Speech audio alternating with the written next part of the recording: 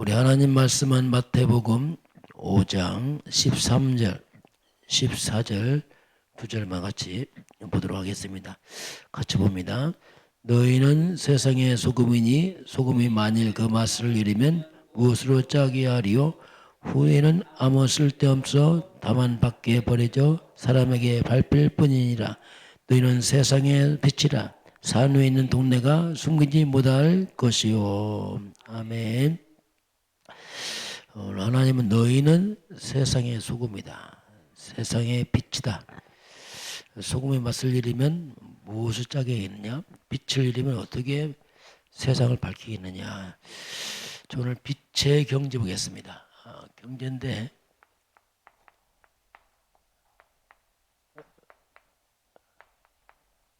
상대적으로 어둠의 경제, 흑암 경제 있습니다. 이 경제가 세상을 타락시키고 멸망길로 가는 경제가 있고 빛의 경제, 복음의 경제, 세상을 살리는 경제가 있습니다. 자, 그러면 오늘 먼저 하나님께서 모델을 말씀합니다. 모델이라는 것은 뭐냐면 뭔가 기준이 되는 것, 본받을 수 있는 것, 그걸 말하죠. 사무엘 시대는 교회가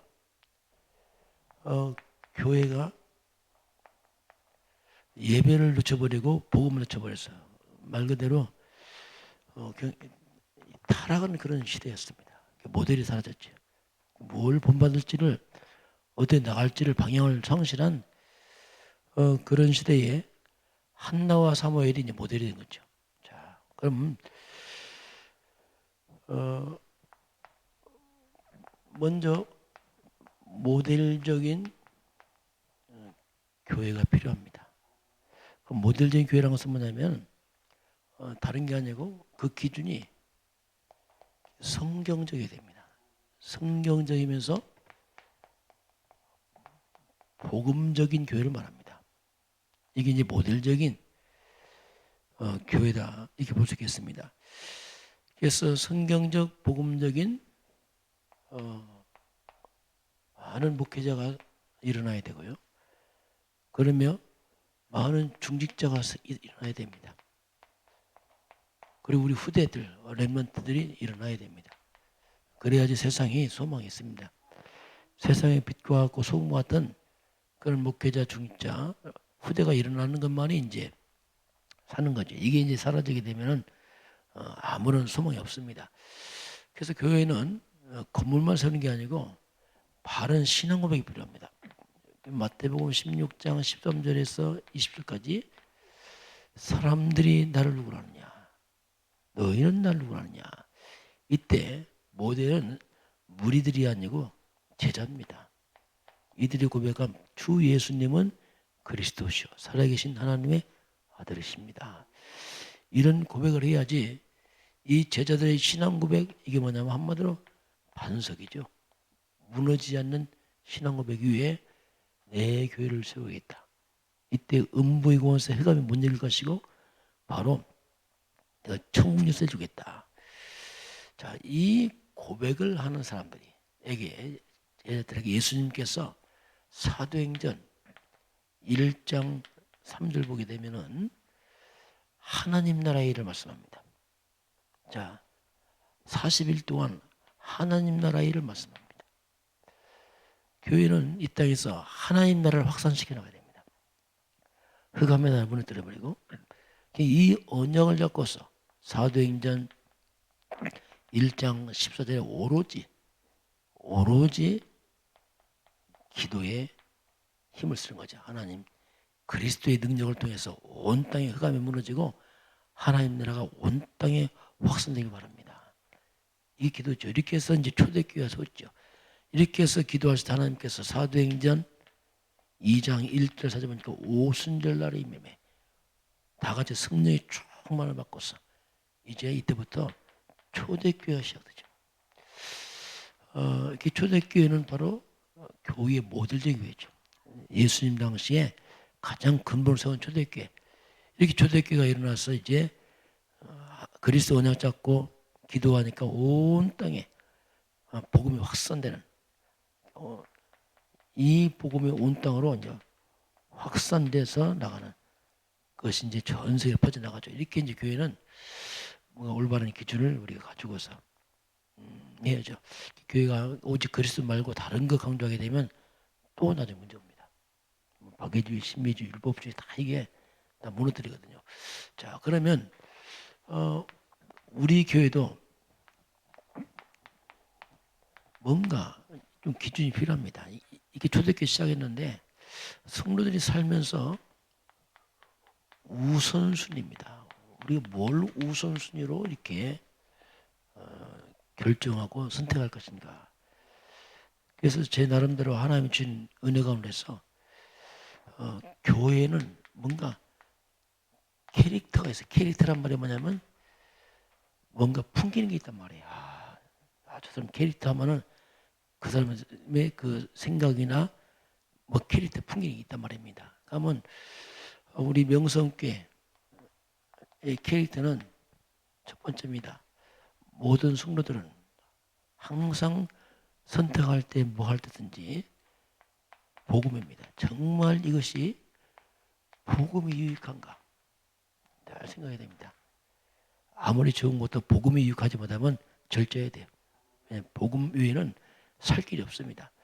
그러면 두 번째는 뭐냐면 이것이 교회에 정말 유익한가? 교회란 것은 뭐냐면 복음을 담는 그릇과 같아요. 그릇이 깨지면 다 깨집니다. 그래서 교회는 반드시 정말 이 교회에 유익한가? 이런 사람들이 정 나타나야 돼요. 명성교회 사람들은 항상 복음 유익한 쪽으로 교회 유익한 쪽 가는구나. 이걸 이제 후대가 보는 거죠, 이제. 그러면서 세 번째는 뭐냐면 이 복음과 교회를 하나님이 이끌어가도록 맡긴 게 목회자입니다. 그래서 항상 목회자가 유익한 쪽으로 쭉 가는. 이게 이제 캐릭터란 말이죠. 이게 굉장히 중요한 거거든요, 이게요. 마지막에 뭐냐면 할 수만 있으면 여러분 양보하시기 바랍니다. 왜 양보하느냐 이유가 있습니다. 왜냐하면 혹시 복음에 기스날까 봐. 혹시 교회에 기스날까 봐. 덕이 안 될까 봐. 그 양보하는 겁니다. 혹시 목회자의 마음을 상해해서 뭔가 불편할까 봐. 이 양보라는 것은 뭐냐면 양보 안 하면은 사탄이 덤을 타버려요. 교회가 자칫하면 아주 작은 건데도 자칫하면 분쟁에 빠지기도 하고 이게 다 사탄의 통로거든요. 이걸 방지하기 위해서 양보하는 거지 인격이 좋아서 그게 아닙니다. 항상 복음 때문에 양보하고 그래서 다시 말하면 뭡니까? 항상 전체를 바라는 거예요. 전체가 유익한 쪽으로 가는 사람들. 이건 단순한 말이 아니고 이거 항상 이겁니다. 이거 아니면 항상 또 납니다. 자, 또 나. 이거 안 되면요. 또 나옵니다. 내가 섭섭하다. 이게 굉장히 문제가 되거든요. 뭐 내가 기분 나쁘다, 섭섭하다 다 나거든요. 이 나를 주장하는 그때 바로 영적으로 사탄이 딱 생각을 사로잡아서 귀를 눈과 귀 다 먹어버려요. 그래서 분별도 안 되고 판단도 안 되고 정말 복음이 유익하지 않습니다. 내가 기분 나빠서 내 섭섭해서 다 이게요. 이 결정적 인정을 못 받아요. 이 부분은 여러분 개인을 돕는 겁니다. 이게 누구 때문도 아니고. 자, 이걸 무너뜨리고 한마디로 이제 뭐냐면 중심치우지요. 정말 올바른 중심. 하나님은 중심을 보시기 때문에 중심이 빈다가면 다 빈다가 버려요. 아무리 일을 많이 해도 안 합니다. 중심이. 그래서 항상 중심치유. 만약에 늘 우리가 잘 안 되더라도 이 기준을 가지고 늘 점검하면 돼요. 늘 점검하면은 금방 그렇구나. 열심히 답안합니다. 항상 복음이 유익하고 교회가 쭉 이렇게 하면은 여러분의 한 열심이 빛이 납니다. 축복이 돼요. 그런데 이걸 안 하고 열심히 하게 되면 굉장히 걸림돌 돼버려요. 잘한다는 것이 걸림돌에서 굉장히 불편해집니다. 전체에 보면 걸림돌이고 유익이 안 되죠. 이것보다 우리가 다른 말로 말하면 성령 인도를 말합니다. 이 중심이 말하면 성령이 더 쉽죠. 우리가 알아도 모른 척 해야 되고, 왜냐하면 전체 유익을 위해서 복음 때문에 잘 안 되면 기다릴 줄 알고 서둘 거 없습니다. 왜냐하면 중심을 금방 안 바뀌거든요. 그래서 이게 이제 우리 명성교회 캐릭터예요. 저 장로님은 또 권사님은 저 집사님은 저 렘넌트는 이렇게 있게 되면 굉장히 저는 이걸 보고서 만약에 이것만 되면 그 사람 평생 쓰임 받습니다. 이게 안 되면 중간에서 자꾸 뭔가 걸리적거려서 가다가 삐그덕 갈 수 없어요. 왜냐하면 중심이 빗나갔어. 사단에 잡힌 거죠. 쉽게 말하면. 이걸 늘 잘 기억하시기 바라고 오늘 빛의 경제를 말씀합니다. 빛의 경제인데 성경 속에 나오는 성경에는 많은 여자의 이름이 나와요. 그 과거는 굉장히 여자의 많은 인권이 추락한 때도 불구하고 그런 아주 열악한 상황에도 불구하고 여자들이 바로 가정을 넘어서 남자가 할지 못하는 남자가 할 수 없는 그런 많은 숨은 사역을 많이 했습니다. 하나님은 저런 시대마다 많은 여자들 활동에 숨은 사역이죠. 예를 들면 모세의 어머니 요게벳입니다. 요게벳은 아들을 애굽에 집어넣기 전에 완전히 복음을 심어놨잖아요. 그게 나중에 모세 오경 기록하잖아요. 그걸 기생 라합입니다. 어떻게 보면 굉장히 천한 직업처럼 보이지만 기생 라합이 10명의 절단권을 숨겨주면서 이스라엘 백성이 들어오더라고요. 큰 문을 역하지요. 또 한나입니다. 한나가 사무엘 키우잖아요. 이걸 그냥 자식만 키운 게 아니죠. 다 자식 키우죠. 그러나 복음으로 후대를 키운다. 이게 굉장히 큰 일이거든요. 또 이방인 룻 나중에 보아스와 결혼하게 되고 그 후대를 통해서 다윗이라고 그리스도는 이런 역할을 합니다. 이런 역할들 또 보면